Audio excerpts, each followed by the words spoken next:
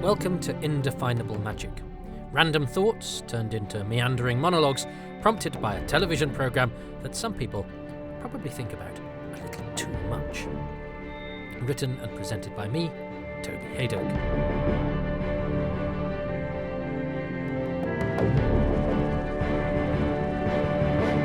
This episode, Units of Dating.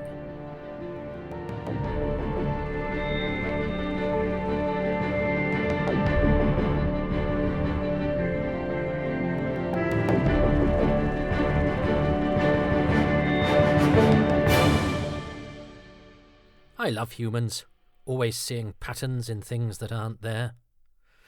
It's my wedding anniversary today. Well, as I write these words it is, and hopefully when I record them too, listener, it is just.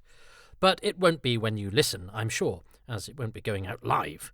So what actually is today? Is it now, when I'm speaking, or now, when you're listening? Those two nows are two very different things.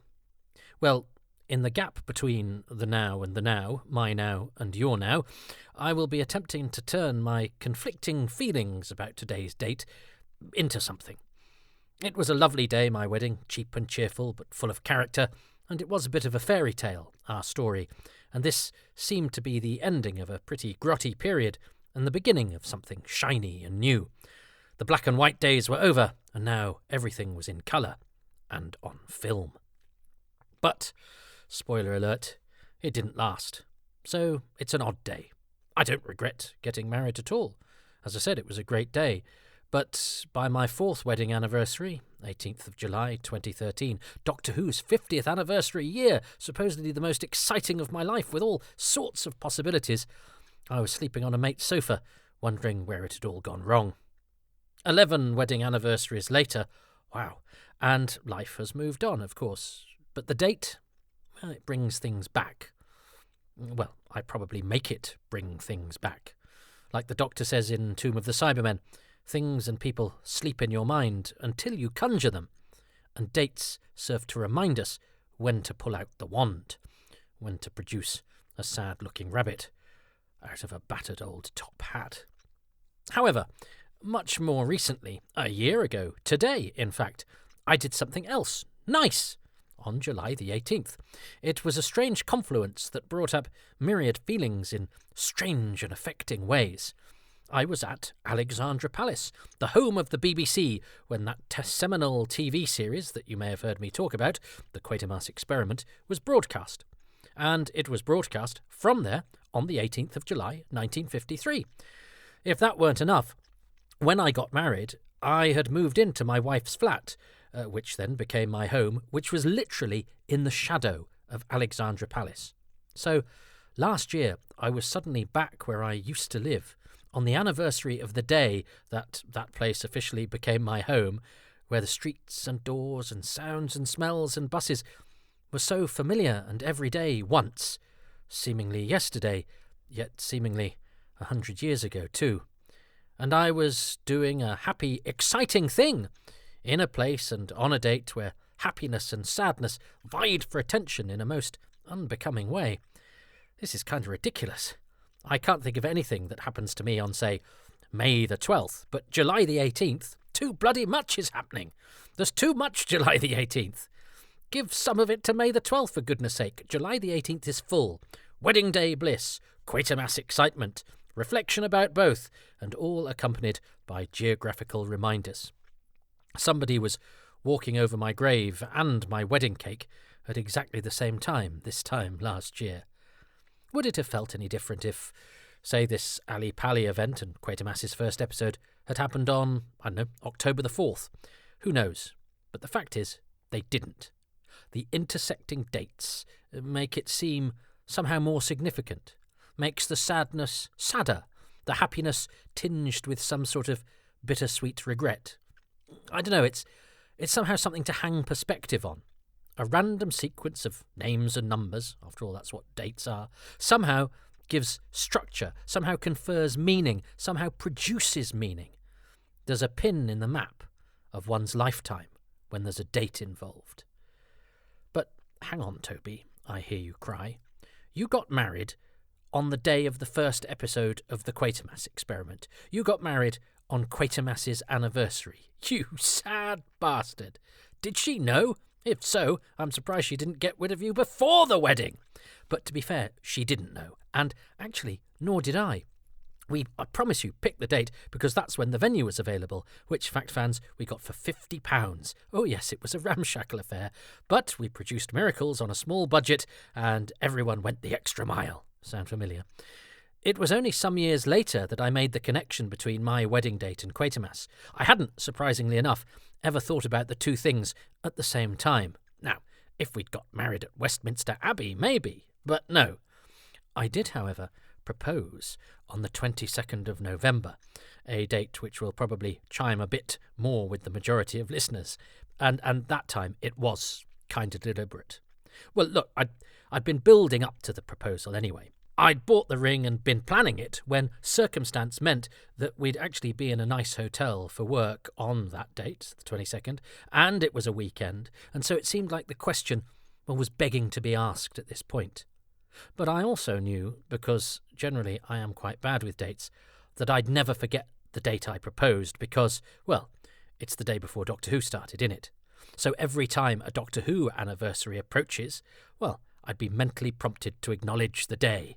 Though actually, because of how dates work, the proposal date soon actually became very unimportant and the wedding date took over. Like a new Doctor, everyone pretty much forgets about the old one. So actually, I don't really get any mixed emotions now on November the 22nd, and so my Doctor Who anniversary weekend is generally uncomplicated by any unwelcome rumination on lost love. July the 18th, though, today, even though I'm in a very happy, extremely supportive relationship now, and I have a very cordial relationship with my ex, there are no recriminations or festering resentments, but I don't know. It still makes me sad. It makes me sad for that happy chap, me, who I know, 4 years later, just 4 years after the best day of his life, will be in the worst place he's ever been. I think about how optimistic he was, how he thought he'd fixed everything. If only he knew. It's a bit like, and I'm not being glib, seeing the Colin Baker of old assert that he'll play the Doctor longer than his namesake Tom. He's in it for the long haul. With the knowledge now that he too would be ousted against his will with what seems like unseemly haste. And despite Colin's Big Finish resurrection and rehabilitation, I don't think it takes a major psychologist to intuit that what happened to him back in 1986 still hurts, still informs his world view. So even though I'm perfectly fine and my life is good, I am, if I'm honest, feeling waves of melancholy today. Feeling? Maybe summoning even. Is that what dates are for? They perhaps give us an excuse to take a bit of a mental MOT, to acknowledge any unnoticed emotional build-up and so, cathartically, bleed the engine. Why wasn't I sad yesterday, though? And why won't I be sad tomorrow? What, does something happen at midnight? Of course it doesn't. But because they're markers, dates make us see patterns, I suppose. It's all about trying to give meaning and structure to life, which is, sorry folks, in reality unstructured and probably really meaningless. Which is why we forge relationships and ceremonially sanction and solidify the very special ones, to give meaning to our lives, to make us feel, important is the wrong word, that's too lofty, not important, but I suppose to make us feel alive, that we have purpose, that we're safe. I've never been big and sexy, but maybe on my wedding day I felt, just for a moment, just for a day, small and beautiful and what life is all about.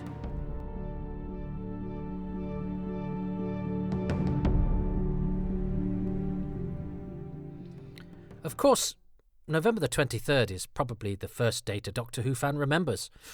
I acquired this piece of knowledge from my Christmas 1983 present, Doctor Who, A Celebration by Peter Haining, which told me so much about the show, including that fateful calendar entry.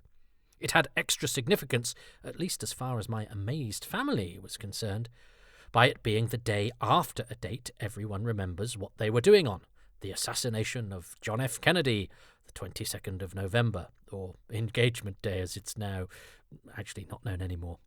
23rd of November is probably my favourite date then, and I definitely wouldn't do anything else on it because, frankly, it doesn't need any additional importance attached to it. In fact, anything else to do on November the 23rd would, frankly, just get in the way. A bit like having your birthday on Christmas Day. It'd be overwhelmed by the star attraction. In fact, my birthday is perilously close to that highlight of festivities. I'm a January the 2nd child. Probably, I would venture to say, and this is because I am a self-indulgent pessimist, January the 2nd is the very worst date to have a birthday. Yes, I know people whose Christmas Eve and Christmas Day and New Year's Eve birthdays get overshadowed, subsumed by those landmarks, but at least people are actually around. At least you get proximity, yay, happy Christmas. Oh, and happy birthday to you too, of course. Most of my birthday acknowledgements are retrospective. You don't see anybody. It's like being experienced on a streaming service. Most people catch up with it after the event, by which time it's pretty much been spoiled. I was due, actually, on New Year's Eve, and it was probably the only party I missed for about the first 45 years of my life, popping out overdue instead, on the date on which absolutely nothing happens. The nation sleeps. You look in your diary. There's New Year's Day, start of the year. There's January the 3rd, everyone goes back to work. And in the middle, there's a big black hole of naffle where no one gives me a present. I do kind of revel in that, though, It gives me an excuse to mark, ruefully, the unfortunate nature of my existence. God, it's awful, isn't it? I've allowed myself to frame my birthday in my own image. The date of my birthday helps me to reinforce my world view. I was 50 this year, and I didn't do much, and hardly anyone on Facebook wished me happy birthday. Sad face. Why? Well, because I don't have my birthday displayed on Facebook, so no one is tipped off. Well, I only want birthday wishes off my real friends, think I, not people who need prompting by an evil cyberspace chalkboard. Yeah, so people might be busy, and they might actually benefit from a reminder because that's what modern life is like. That's what being grown up is all about. But no. I have created the events of my childhood where people did frequently forget and my birthday wishes were usually belated. Under my own steam now, in order to perpetuate feelings I could easily let myself grow out of. But I put pressure on the date to deliver something special, whilst lessening its chances of doing so. And then I can look out and go, oh, life's unfair. But, with or without my hindrance, it is still a crap day for a birthday, January the 2nd. But, nevertheless, it's always fun to tie Doctor Who in with our birthdays, isn't it? Sadly, I wasn't born on a Saturday, so I don't have a birth date episode. It's a shame. I emerged, as it happens, between parts 3 and 4 of The Time Warrior, which I'm very happy about. I love the cliffhanger to part 3 of The Time Warrior, and I'm glad to see it resolved. That's the first Doctor Who that occurred whilst I was in the world. And that was the Doctor Who archive story, The Time Warrior, in one of the very first Doctor Who magazines that I was able to call my own. It was an issue I carried around with me and reread many, many times. It's a good mix, isn't it, of serious and funny, that story. A solid production with a brilliant monster. And, yeah, it's a definite favourite of mine. It fits me, that story, I think.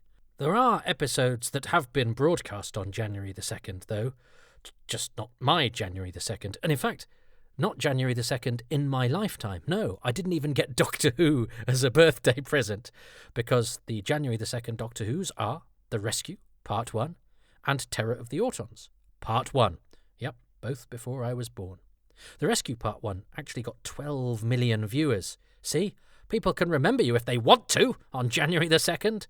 Or perhaps everyone was just still hungover, stuck in front of the telly, waiting for the trembling to stop. That said, 1 million more people watched Part 2 of The Rescue, and similarly, the January the 2nd instalment of Terror of the Autons had fewer viewers than the subsequent 3. So most people have probably ended up watching it after the event because they didn't get around to it when they initially should have done. Yeah, I know how both those episodes feel. But never mind about episodes. What about people?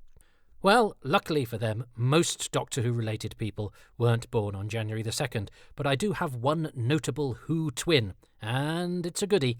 Victoria Waterfield herself, Deborah Watling. She was born on the 2nd of January, 1948. Nice to have a regular character with a famously hefty set of lungs to help me blow out the candles. Other than that, though, it's slim pickings.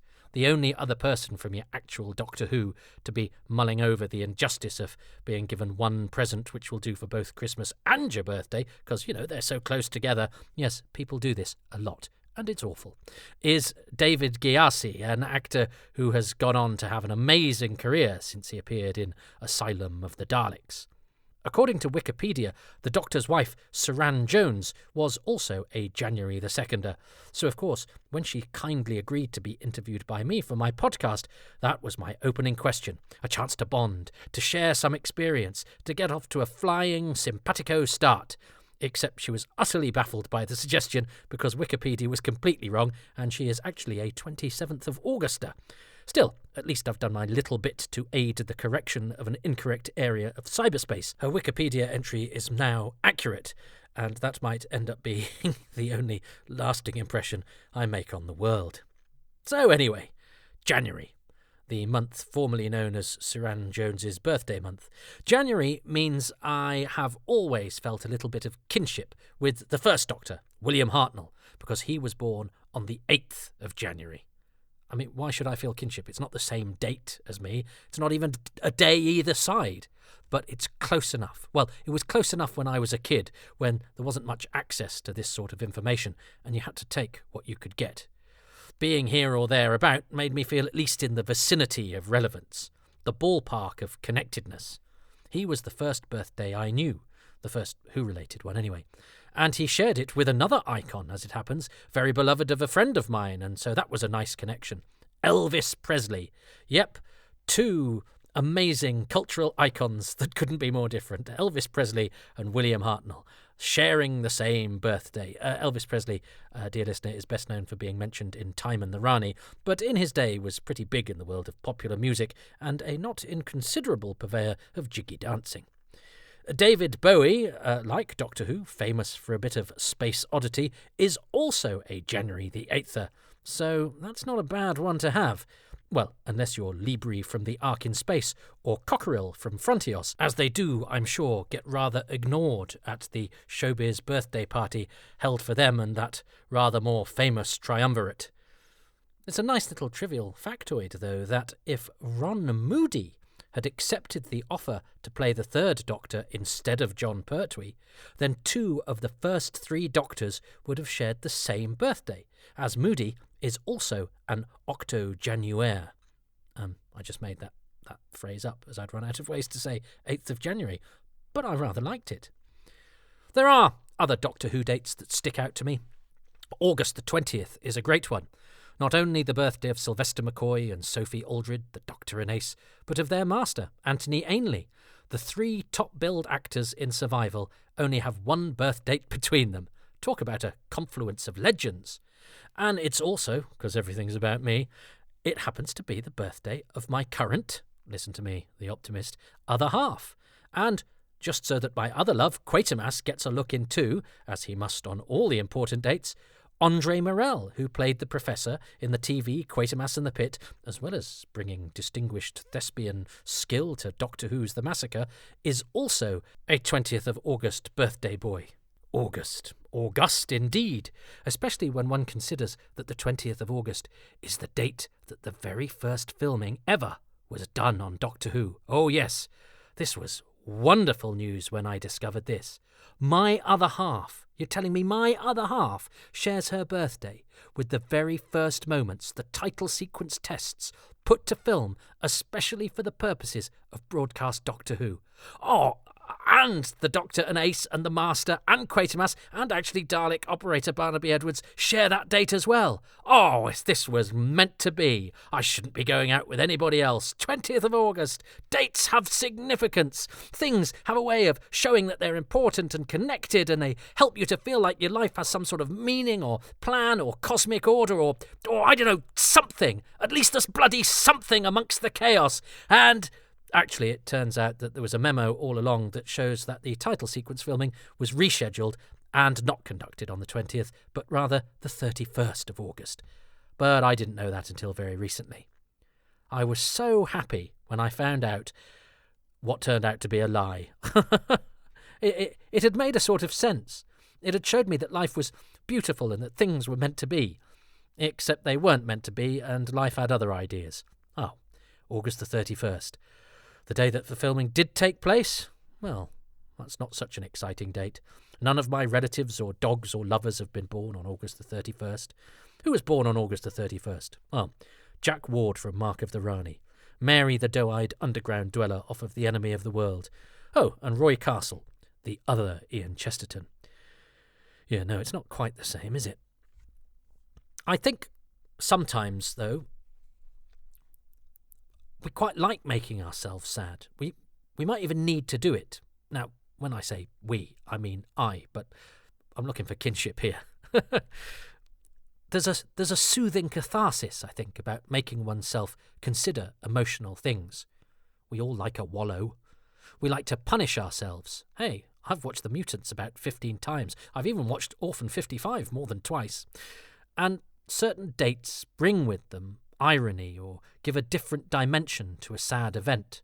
When tragedy strikes, we might say, oh, so-and-so died just 3 days before their birthday, or whatever, as if somehow missing that calendular landmark somehow makes that person's death sadder. The prime Doctor Who example is Ian Marter, Harry Sullivan and novel writer extraordinaire. He tragically, because of a quirk of chronology, died on his own birthday, October the 28th. But it would have been tragic whenever it happened. He was only 42, but the fact that it was his 42nd birthday, that gives it an extra tragic dimension on which we can reflect about the unfairness and strange sadness of life. And deaths are, of course, another kind of marker. I will occasionally raise a glass, now metaphorical, to a past friend or much-loved icon on the date of their passing. I remember where I was, not when JFK died, I wasn't born, but the moment when my sister called me. I was in the kitchen making her, I don't know why, that was unusual, a hot chocolate, to tell me that the news had just been announced on television of the death of Patrick Troughton. So this was the 28th of March, 1987, 3 days after his 67th birthday, making him just the same age as his predecessor, William Hartnell, had been when he died. Patterns. And in fact, the 28th is also the birthday of the stepson I gained from that marriage of mine that I've been talking about, a stepson with whom I bonded, and still bond to this day, over Doctor Who. So it's a busy time, actually, that week in March, because my sister, that aforementioned sister, her birthday is on the 27th. Maybe that's why I was making her a hot chocolate. Although that would have made it a day late. Well, maybe now she knows how I feel. So I always remember that one. Yeah, March the 28th. I cried.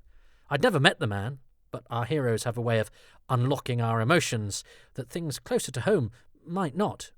It's uncomplicated affection. It's pure. Well, at least it is when you're younger. So, who died on my birthday? Cheery thought. Who, when I was celebrating, looking forward to the next chapter, marking a new phase in my life, was breathing their last, shuffling off this mortal coil? Well, while everyone else was sleeping off their New Year's hangover, Victor Kerin, Virgil Earp in the last episode of The Gunfighters, lost his battle with cancer on the occasion of my 7th birthday. Gosh, he was younger then than I am now. He was just 48 when he died, and he's the subject of a very moving documentary which accompanies him on his final days. It's very sad, although I suppose he was at least spared being bothered by me later rat-tat-tatting on his door for anecdotes when I became what could loosely be described as a grown-up. The mighty John Woodnut, Hibbert, the Draconian Emperor, Broton, Sauron, one of Doctor Who's mightiest guest turns, took his last bow when I turned 32. Do you know what? I've no idea what I was doing on my 32nd birthday, but I know that John Woodnut died on it. I know more about him that day than me, which, frankly, is fair enough. I've never met him, but I love him. I do. These people mean so much to me because they've brightened up my life and they continue to fascinate me. So giving them a nod on the apposite occasions, well, I think that's quite right.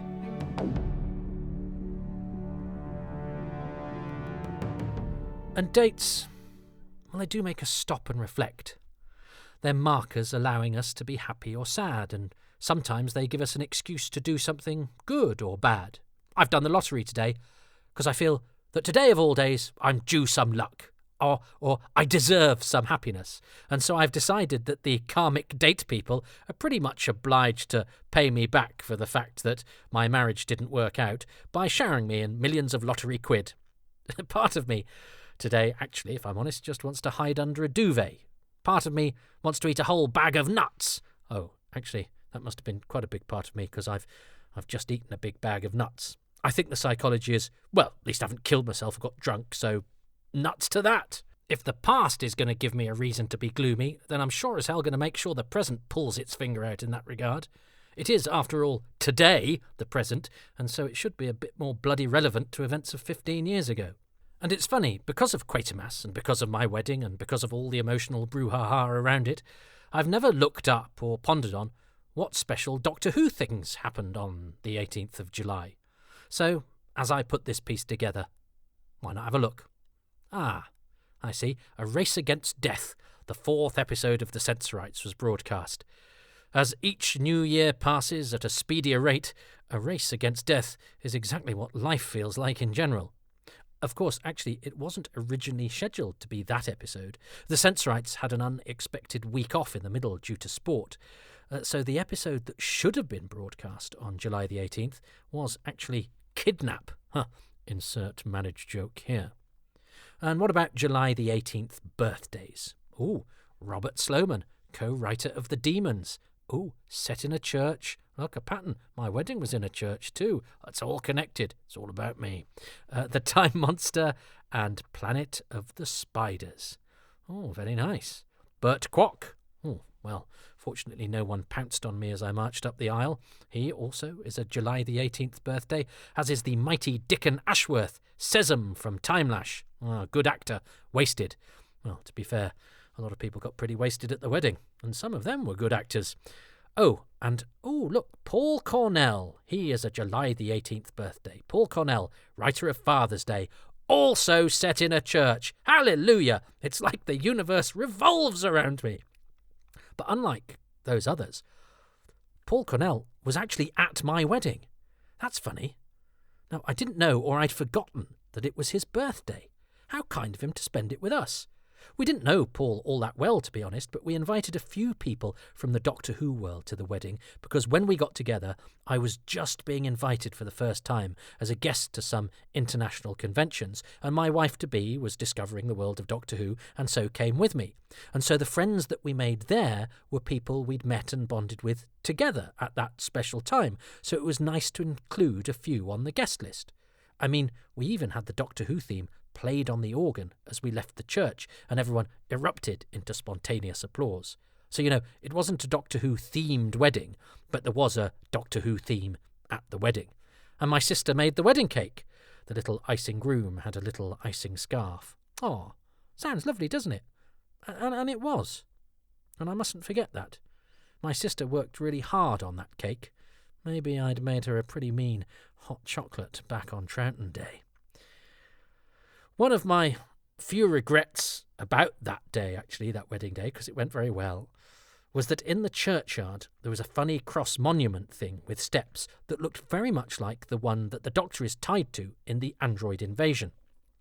It would have been possible to recreate the cover of that book with a quick co-opting of the photographer and a bit of placement. Bride in the foreground as Stigron, groom further back and elevated, trussed up against the monolith like the Fourth Doctor. What a hoot! And I wasn't the only one thinking it. Wedding guest Simon Guerrier, Doctor Who scribe and all-round cheery geek, made the suggestion just as I was eyeing it up. I knew we'd been right to invite some of these people. But then things happened and the day went on, and I was getting married, for God's sake. Not everything has to be about Doctor Who. Later on, though, when looking through the pictures, I did rue the absence of an Android Invasion cover recreation. It would only have taken a minute, but the picture would have lasted forever.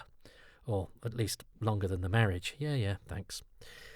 But so many happy memories that day. and everyone afterwards said what a great time they'd had. It was daft and fun and inexpensive and full of lovely people. See, it doesn't matter what's happened since, and there were some hard, sometimes acrimonious and devastating occurrences on the way out of that relationship. But that moment, those friends, that day, that was a good day. And it's nice to remember it how it was. Nothing should take away from that. It'd be like not enjoying watching Genesis of the Daleks because you know that Meglos happens a few years later. Talking of the Fourth Doctor, I've just on a whim looked up when I first watched Doctor Who, what that fateful date was, because I know it was the first episode of The Invisible Enemy, and I know it was a repeat. But I've never bothered to remember the date when this fateful interface occurred, when contact had been made for the first time. As it turns out, it's not that far away from today. It's just 5 days ago, 13th of July. The proximity actually means nothing. I mean, it's not even neat, but I don't know. The fact that it's close feels like it's sort of related. It feels like it was worth me looking it up. You know, I mean, it could have been on May the 12th, when it would have meant nothing. But no, it was still this week. And, oh, hang on. Never mind contact has been made, the catchphrase of The Invisible Enemy. Contact has been established is the title of the first episode of the Quatermass Experiment, which, as we've covered, is also this week. It is all connected. I'd have got the vicar to say something like that instead of, I now pronounce you husband and wife, had I known. And you know what? She'd have probably let me. It's worth emphasising that none of this has anything to do with my life now. I'm not sad for what I lost. In fact, the fallout from that relationship led directly to my return to Manchester, and a radio job that led to me meeting my current, yep, still not an optimist partner, and my present surroundings and house and dog and life, which I am happy with and grateful for. So many of the things that have happened to me would not have happened without that terrible unfolding. Out of the various sadnesses must come something good, to coin a phrase actually sort of bastardized from Genesis of the Daleks, which was directed by David Maloney, who died in 2006 on July the 18th. See, patterns. I'm not sad for me now, but I am sad for me then. He'd had a tough time, that fella, and he was really happy on July the 18th, 2009. He thought he'd cracked it. He thought that life would be easier from now on. And it was for a bit. As a great man once said, we were happy for a while. But it's a bit like watching someone I know is dead in an old Doctor Who. I find there's something rather touching about being privy to their movements, seeing their facial expressions up close, enjoying their creativity and endeavour, especially as I know what becomes of them. Some go on to great things, some make interesting achievements elsewhere, and some die shortly after. There's a neat one. Henry Gilbert, Torbis in The Curse of Peladon, died 1 year to the day after his sole episode of Doctor Who was broadcast. And then there's poor Jean Conroy, the young woman in the wood in the Dalek invasion of Earth, who was dead before her episode actually even aired. But for all of them, everyone who pops up in Doctor Who in roles big or small, who is part of the great big sprawling Whoniverse that is made up, I was going to say my childhood, but not. It's not. It's my entire life. Being in Doctor Who, it gives them a bit of immortality. But they don't know that then, on the date that they're making it. And that's why life is cruel and strange and magical. We have no idea what future dates hold, or how we will come to reflect on the things we are currently undergoing. We've no idea if the date we are on is going to be one the events of which will endure. We have no idea when we do something how important it might become. Time puts a very different perspective on everything we do, and we measure time through dating, which is why significant calendar entries resonate so much. As I say, I'm in a good place. I have a great relationship, home, dog. I've even got a Dalek. But there's something about taking stock, isn't there? I've got to mention that Dalek. That I got for my 50th birthday. It wasn't forgotten by everybody. My other half saved hard and worked hard and went to the effort to get me a Dalek, and one designed in the livery that was my favourite, which she found out through sneaky means. So yeah, Toby, you will go, oh yeah, well, you know, nobody really made a big deal.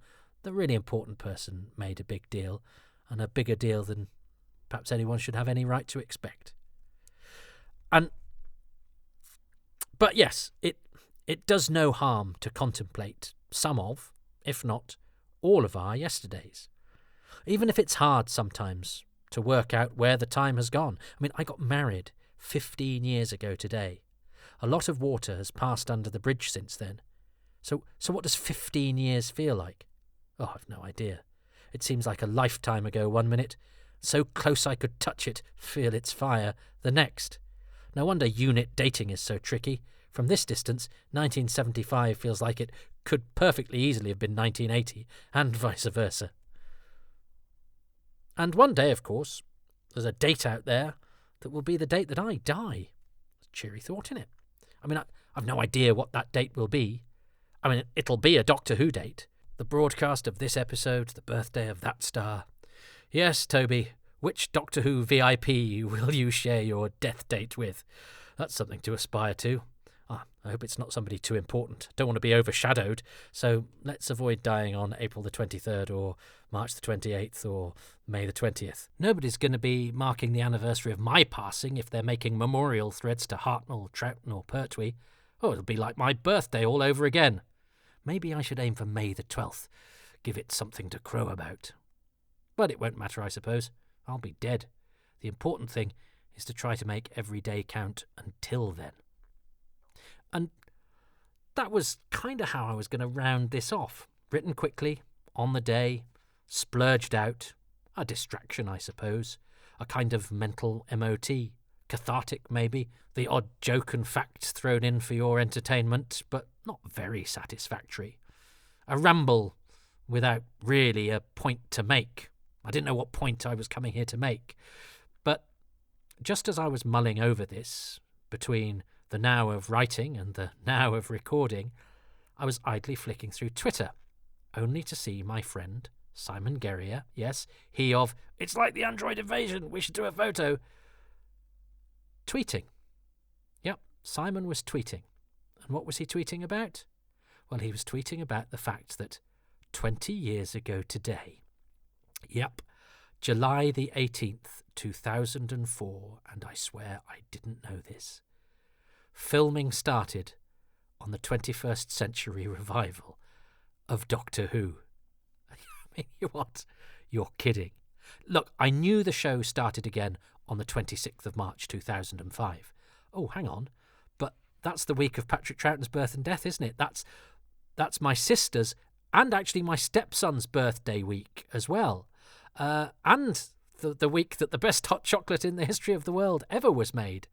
More patterns that aren't really patterns but feel like they might be because of dates and numbers and proximity and things. Yeah, because Troughton was born on the 25th. He died on the 28th. My stepson's birthday is the 28th. My sister's birthday is the 27th. So we got 25th, 27th, 28th. The 26th had nothing. But it's when Doctor Who's relaunched. What a run! 25th, 28th of March. All about Doctor Who and kind of me, because it's all about me. But as I say, I knew about the 26th of March, although I hadn't made all those very self-indulgent connections I've just made. But I hadn't really thought about, when it started filming. The broadcast date is the kind of one where it happens. But starting filming, that's definitely a landmark. And it had to be, didn't it? It just had to be. July the 18th. Quatermass Day. Wedding anniversary day. Day of days. Well, it turns out it's Doctor Who Day too. Pigs might fly. Well, I mean, they did. And the space pig scene was actually among those very first shot on that day. So until a memo turns up, ruining it and proving otherwise, I've managed to somehow have a weird kind of Doctor Who connection on today of all days. I mean, I know really it's not all about me, and yet Doctor Who has a habit of giving my life a sort of shape and making it, well, all about me. But it's not just me. It's you as well. It's a show of so many landmarks and occurrences that I'm sure you can map your life to it too, to create ironies and perspectives and contrasts and those weird coincidences that make life interesting. Doctor Who just moves in mysterious ways and somehow makes me feel part of something.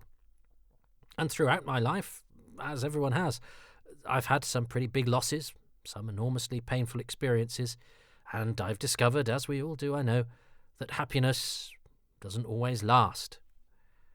But no matter what the date is, Doctor Who somehow contrives to get a look in. It's always there, making its presence felt, making me feel connected. And, I didn't know what I was doing when I was writing this. I was trying to just make something productive about the ruminations I was feeling. I had no idea that in the end of it I'd discover a Doctor Who fact that would tie it all together. I promise you. But that's because whatever day it is, Doctor Who never lets me down, which is why it will never truly end. There will be no date on which we can say Doctor Who finished for good. No date can be sullied by such a moment, because even if it stops being made, well, we know it can come back. There will not be a date that can be Doctor Who's last. Which means, of course, I'll always have it. Till death do us part.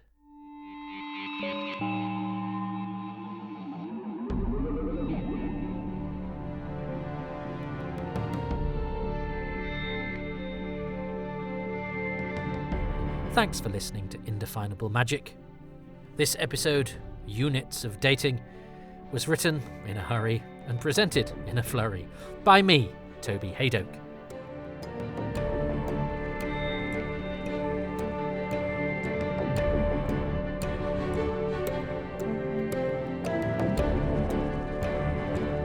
The podcast artwork is by Dylan Patterson, and the music was specially composed by Dominic Glynn.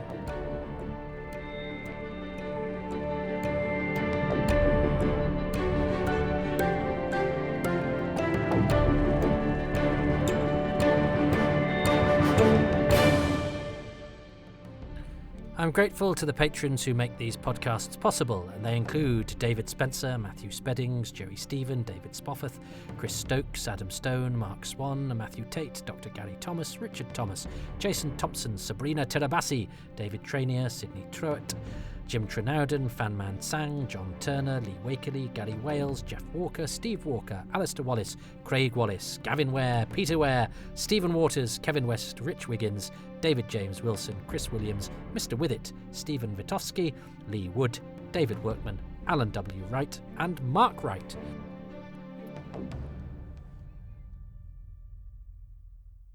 Getting your name read out on the credits is one of the perks of being a patron. You can become one of those by going to patreon.com/Toby Haydock, where, for as little as £3 a month, you get all sorts of goodies.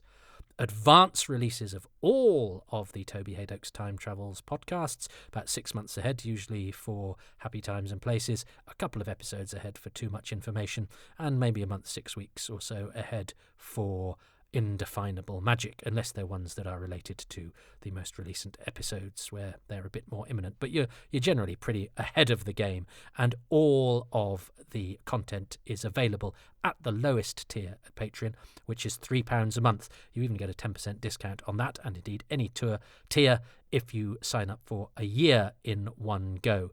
Other bonuses include a monthly AMA, sometimes more than one, and an exclusive podcast all of your own called Far Too Much Information, as well as photos and behind-the-scenes footage from various things that I get up to in the Doctor Who universe, including the making of the Blu-ray and DVD extras and commentaries that I do. So lots there, and it's a lovely little community. And there are perks, and they're all available at the lowest tier.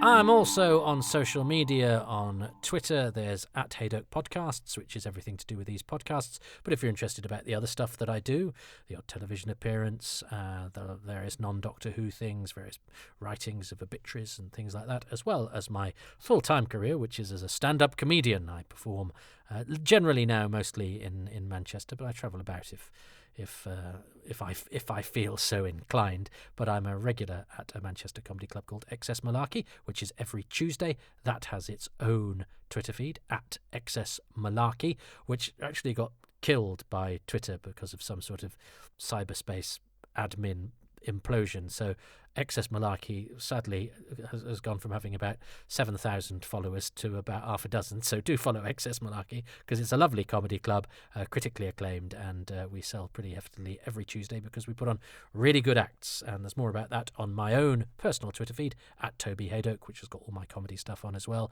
and on Instagram at toby.haydoke, where I put videos up, sometimes of comedy stuff, sometimes of Doctor Who stuff, and I have my own Facebook page as well, Toby Haydoke.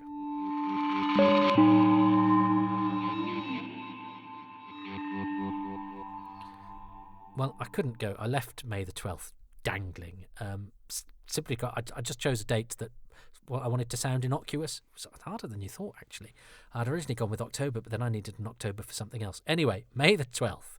And I couldn't do an early May because my son's birthday and my brother's birthday, they're only a day apart. Anyway, you don't need to get into why I chose, but I chose May the 12th.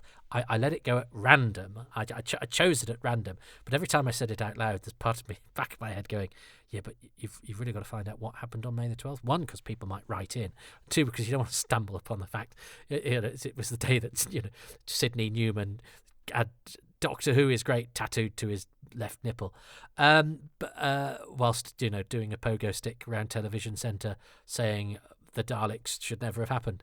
But May the 12th, let's have a look, because it's been niggling me. So for completeness sake, I have looked up and cut and pasted what happened on May the 12th to the bottom of my document here, because, as we've established, no day is really a non-Doctor Who day. So here we go, just for completeness, because I couldn't let it go. I couldn't let it lie. This is one of many reasons that I'm not worth getting married to. Here we go. May the 12th was the broadcast date of only one Doctor Who episode, Planet of the Daleks, episode 6. It is 2 birthdays. Salvix from Warriors of the Deep, Christopher Farries, born in 1947, and Oscar Botcherby from the 2 Doctors, James Saxon, in 1955. Both actors sadly no longer with us, though I was at university with Christopher Farries' nephew. And deaths on May the 12th. There's no reason to be doing this. May the 12th I just invoked out of nowhere, but nonetheless, as we're here, deaths on May the 12th. A couple of incidental musicians. Humphrey Searle, who did the music for the Mythmakers, died in 1982. And Norman Kay, who did the music for the very first story and the Keys of Marinus and the Sensorites, died in 2001. Remember seeing his obituary in The Guardian. Nobody will have had a chance to interview Humphrey Searle, really. 1982, too early to be nabbed by fandom, but he was well known to Donald Cotton, who wrote The Mythmakers, because he'd done some music for his radio serial already. So I think that's how he came to be involved in the TV Mythmakers, because The Mythmakers is his only Doctor Who. Robert Russell died on May the 12th, 2008. Robert Russell is the Caber in Terror of the Zygons. He's also a guard in Power of the Daleks. And David Kincaid, who played Lane in Warrior's Gate, died in 2010. So there we go.